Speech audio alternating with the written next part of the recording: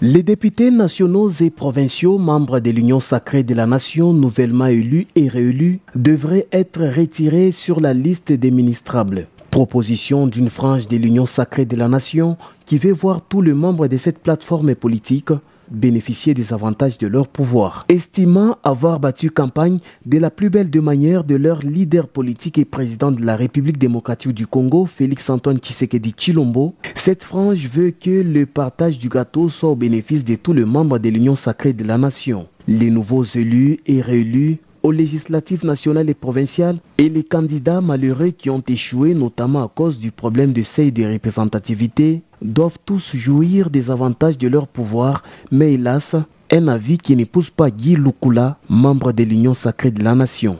Effectivement, je vois ça à mal parce qu'on ne va pas en politique pour chercher ses propres intérêts. C'est le service de la nation. Donc on y va d'abord pour travailler afin de satisfaire ceux-là qui les ont transféré leur pouvoir. Les avantages dont ils sont en train de vouloir s'accaparer pour dire qu'ils doivent se retrouver parce qu'ils ont battu campagne, ils ont fait ceci, ils ont fait cela. Non. Nous, aujourd'hui, nous voulons qu'il y ait un changement mental dans les chefs des politiciens congolais qui doit d'abord être au service du peuple et non pour le compte de leur parti politique ou de leur plateforme. Selon ce dernier, cette frange doit se ranger derrière les ambitions du chef de l'État, dont son intérêt vise à répondre aux attentes des populations. C'est le chef de l'État qui a été élu, c'est sa politique de la campagne qui doit être mise au devant de toute considération.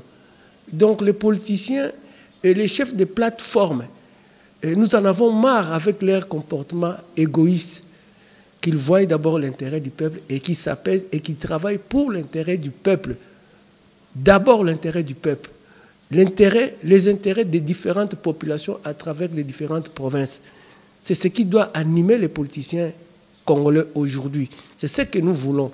Et être député national, c'est être au service de la population et non au service de leur parti politique. Ce n'est pas pour rien que nous avons sanctionné toute la vieille classe politique, les noms que nous sommes habitués avec. Vous verrez qu'ils ne sont pas rentrés à 60%. Donc, nous comptons plus sur leur façon de voir la chose avec ce que le chef de l'État avait dit lors de l'investiture de son mandat. Et selon le résultat des scrutins publiés à tous les niveaux, l'Union sacrée de la nation est majoritaire. Le tout sera plutôt une bataille d'hommes au sein de l'Union sacrée pour savoir qui va occuper quel poste.